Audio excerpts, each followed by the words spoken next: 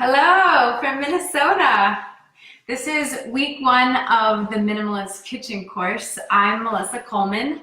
We are in Minneapolis, Minnesota. I say we because behind the screen is Kimberly here, who is a team member at the Faux Martha. And she's going to be taking your questions tonight. We are going to break this time up. We have about 30 minutes. I'm going to try to stay true to my what I've told you. We have about 30 minutes. In the first half, I'm going to talk about week one. And hi, Rachel. And the second half, I'm going to talk about questions. So this is really the point of this is to be a question and answer so that you guys can ask questions, maybe things that you've read in the post that aren't answered or specific questions to your kitchen. I want this course to be as user-friendly as possible because the kitchen can be a really tricky place. I'm going to wait and let a couple more people join. We have about 4 or 5 and it's growing into the course. And this course will be available afterwards too. Not that you will know that because you're already here and you're listening right now. All right. So I'll start with a brief overview. The kitchen broke for me about 5 years ago when I became a mom.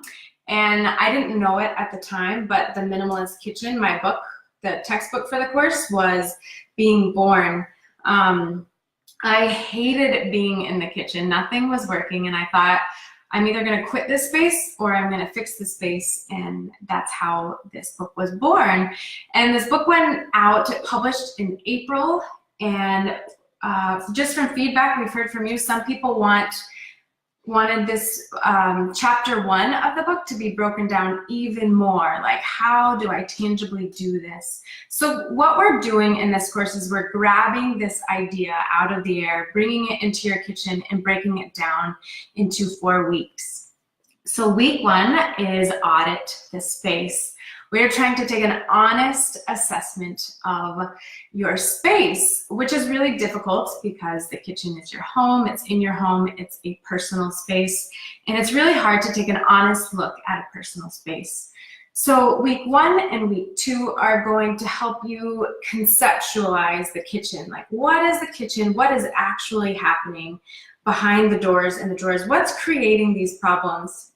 If you're anything like me, you probably think that you are the problem in the kitchen. And while we each contribute our own problems in the kitchen, there are a lot of things going on in this space that are not about you. It's a very, very tricky space, which if you've read your homework, you know the answer to that. I'm going to wait and get to the answer of why the kitchen is so tricky next week. But we are going to talk about auditing your space. Really fast, I want to reiterate a couple of the ground rules for this course.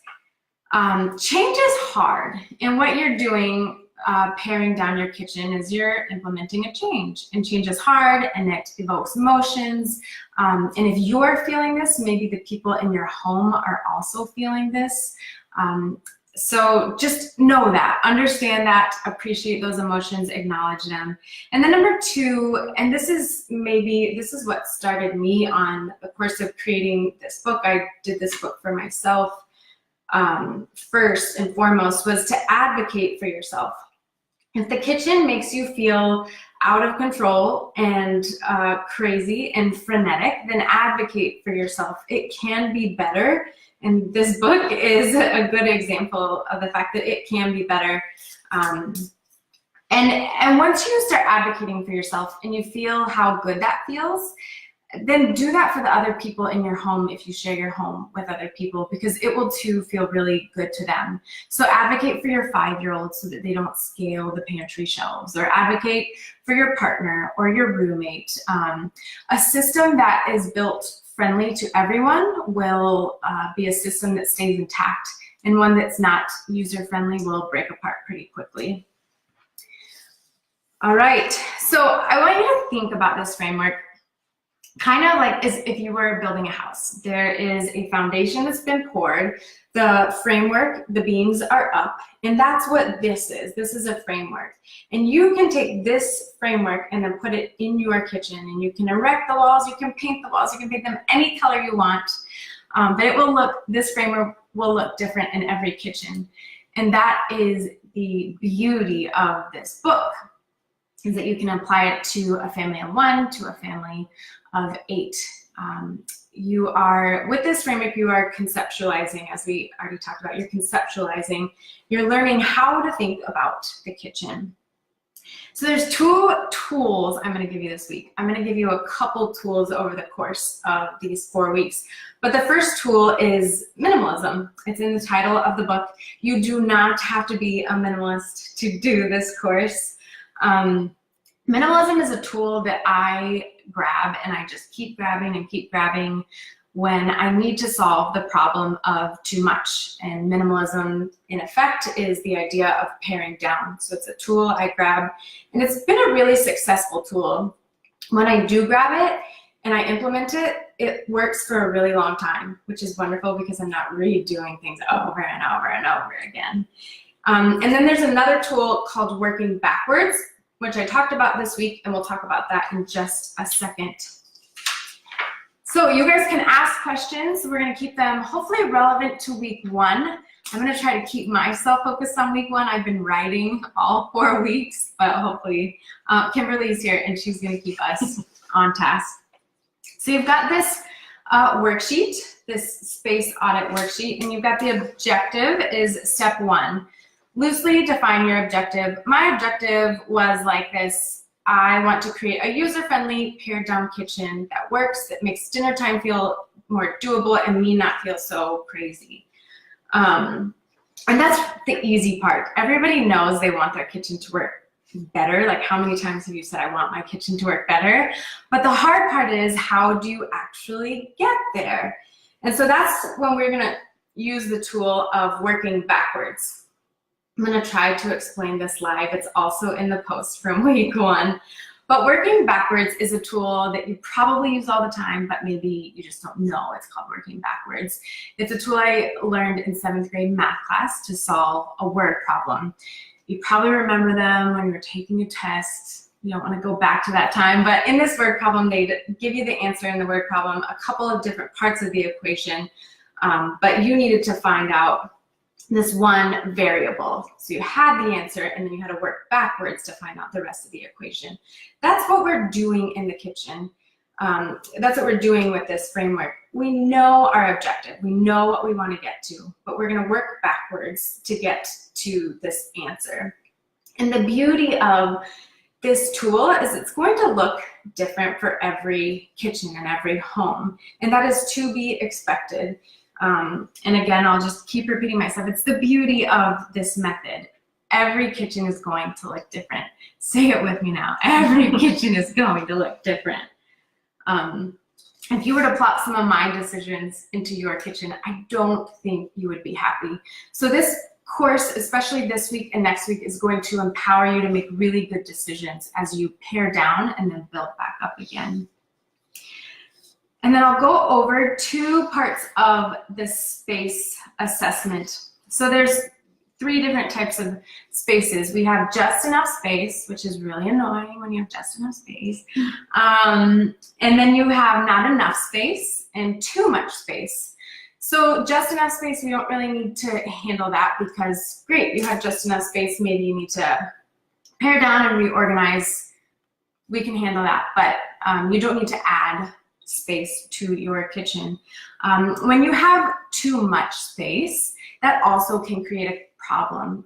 Visually, it gives you permission to add more things to the space. If there's an empty shelf, then I might as well fill it.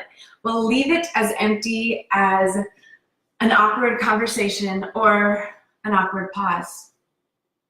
Like this. Just leave it empty, let it be. It is okay. And then we also have the problem of not enough space. And I have lived through that in many, many apartments that we've lived in over the last 10 years of our marriage.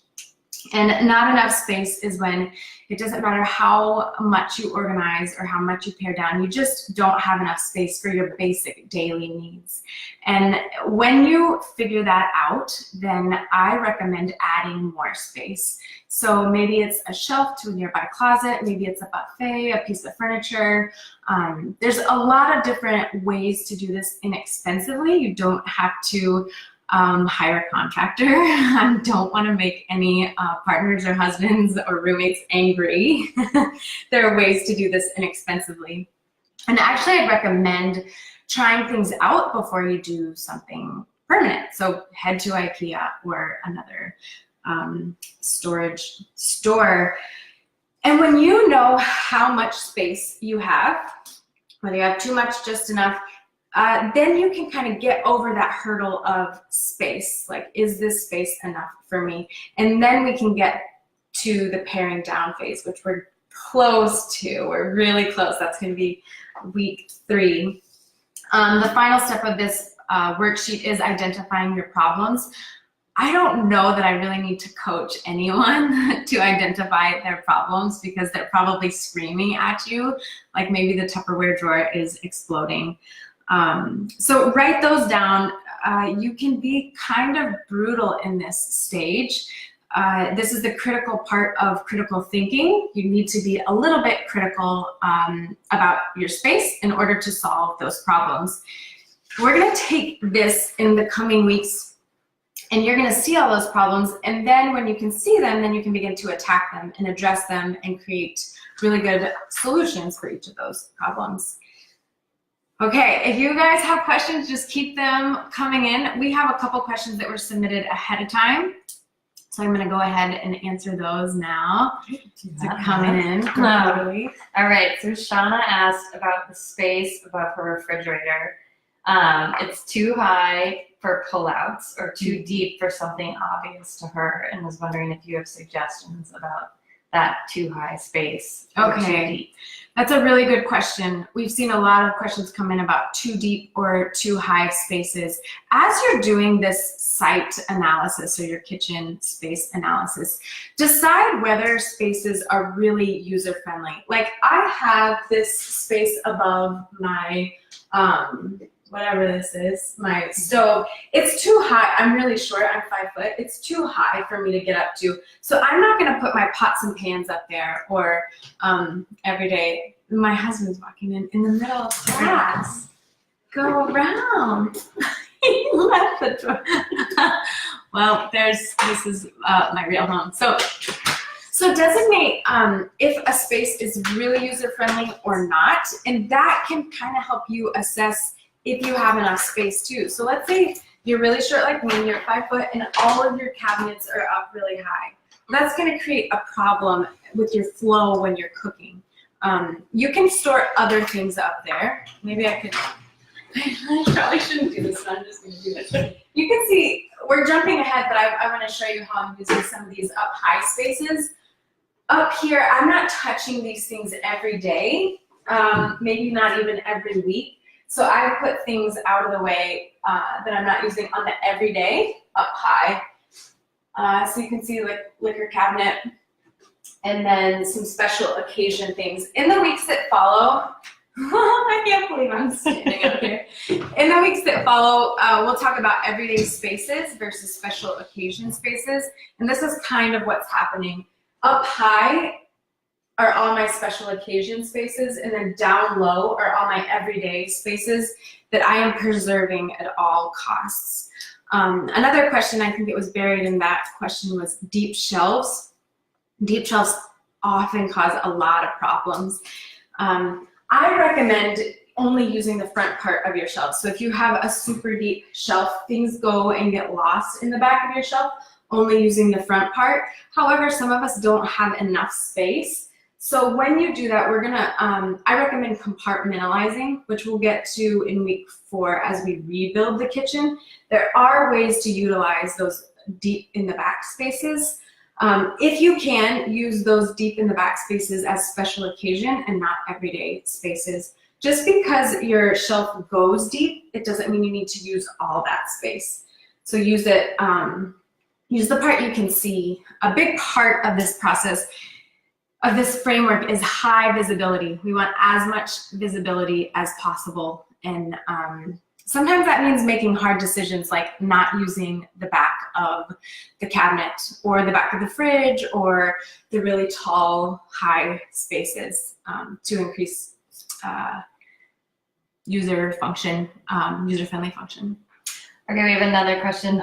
Do you recommend open shelving or closed door for additional space? Yeah, open shelving versus closed door. That's a preference thing.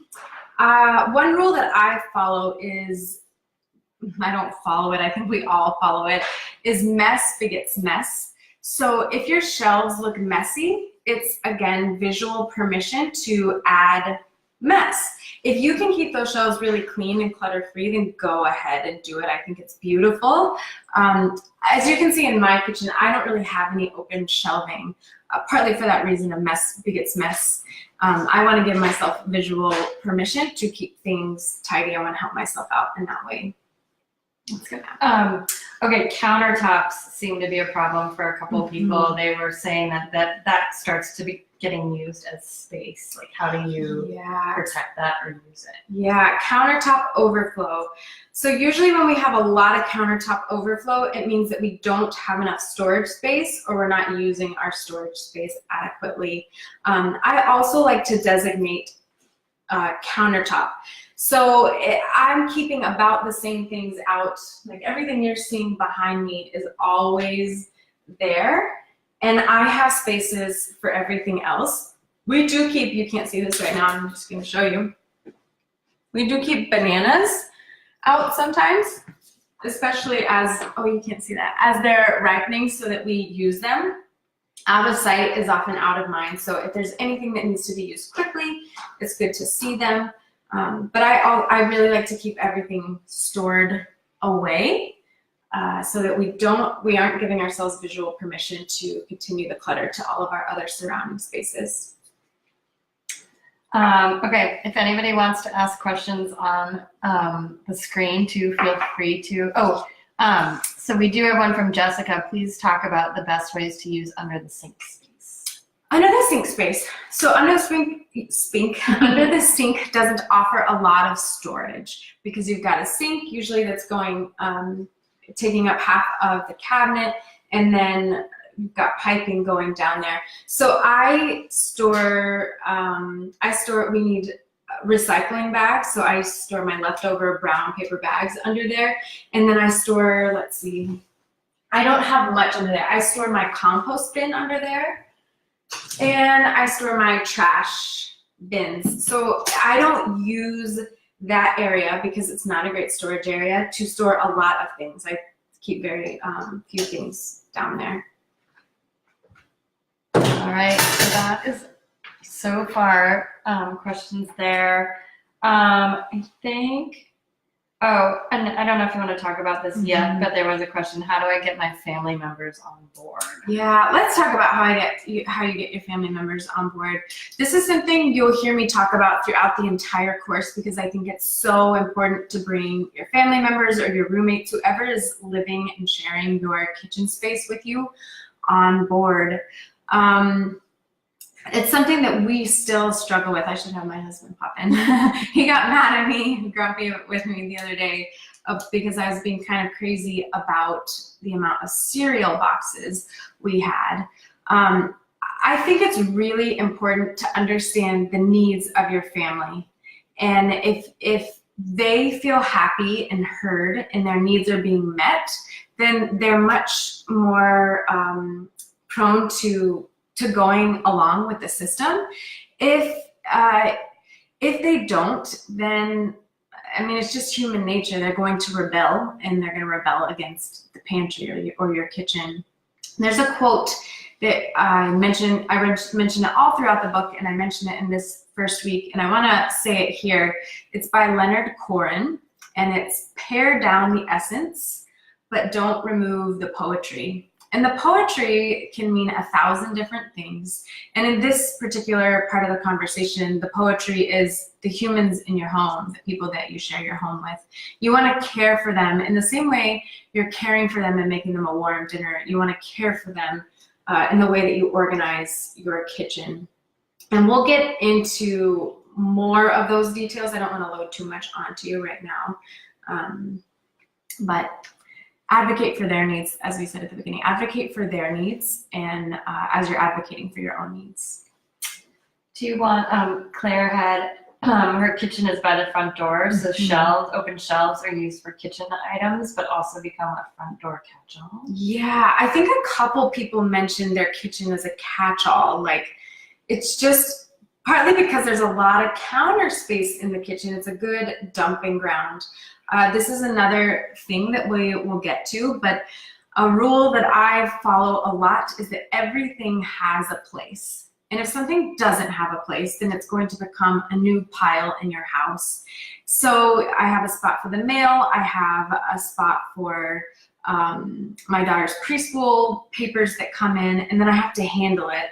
And if I'm not, then we have tiny piles and mountains all over the kitchen. So I'd recommend having a space for everything. All right, that is about it for questions that we have so far. All right, if there's no other questions this week, then we're gonna sign off and go to sleep.